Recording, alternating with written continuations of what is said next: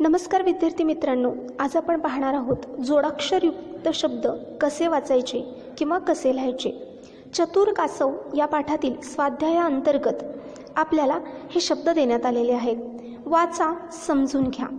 कोल्हा, कोल्हा या शब्दातील ल्हा हा जोडाक्षरयुक्त शब्द आहे।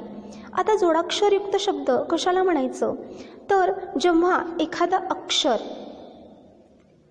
अपूर्ण असतं आणि त्याच अक्षरामध्ये दुसरं पूर्ण अक्षर किंवा अपूर्ण अक्षर एकत्र केलं जातं आणि त्याचा उच्चार हा या दोन्ही अक्षरांच्या एकत्रीकरणातून तयार होतो, तेव्हा तो जोडाक्षरयुक्त शब्द असतो।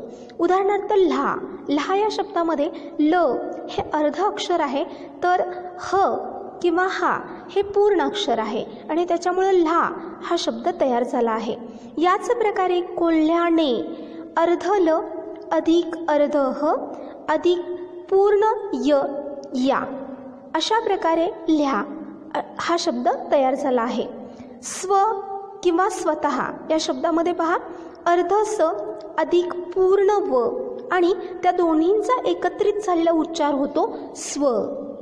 पाण्यात यामध्ये अर्ध न अधिक या न्या अशा प्रकारे हे जोडाक्षरयुक्त शब्द तयार होतात।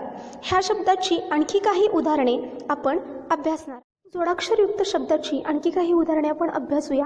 त्यांच्या यामध्ये अर्ध त अधिक या, त्याच प्रकारे च्या अर्ध च अधिक या। माझ्या यामधलं झा हा शब्द कसा तयार होतो बघा, झ हे अपूर्ण अक्षर आहे अधिक या म्हणजेच झा। सगळ्यांच्या याच्यामध्ये दोन जोडाक्षरयुक्त अक्षर आहेत, ल्या ल अधिक या च अधिक या। यांच्या यामधला चा अर्ध च अधिक या। ईश्वराच्या यामधला श्व अर्ध शहामृक्ष अधिक व म्हणजेच श्व चा च अधिक या। अशा प्रकारे जोडाक्षरयुक्त शब्द कशा प्रकारे व्यवस्थित लिहायचे हे समजून घेणं आवश्यक आहे। त्यामुळे तुमचे मराठी लेखन कौशल्य वाढते। यासाठी याचा अधिक अभ्यास तुम्ही करा। धन्यवाद।